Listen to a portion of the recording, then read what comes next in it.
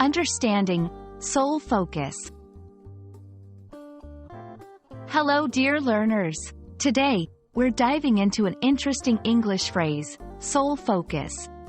Have you heard of it? Ever wondered what it means? Well, you're in the right place. Let's break it down. First, let's take a look at each word individually. Sole. This word means only or singular. In other contexts, it can also mean the bottom part of a shoe, but that's not the meaning we're referring to in this phrase. Focus. This word refers to the center of interest or activity. It's all about where your attention is directed. So, when we combine the two words, the phrase, sole focus, essentially means that something is the only thing you're concentrating on or giving your attention to. To better understand, let's see the phrase in action. 1. Her sole focus right now is to complete her studies. 2. During the championship, the team's sole focus was to win the title.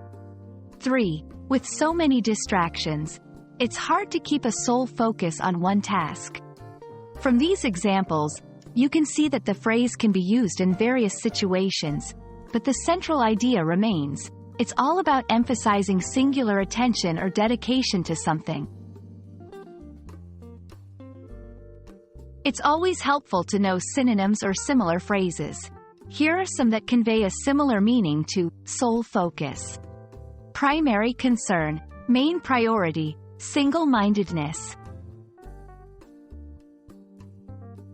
There you have it. The phrase, sole focus, beautifully captures the essence of giving undivided attention to something. It's a reminder in the English language about dedication and commitment. We hope this explanation helps you in your English language journey.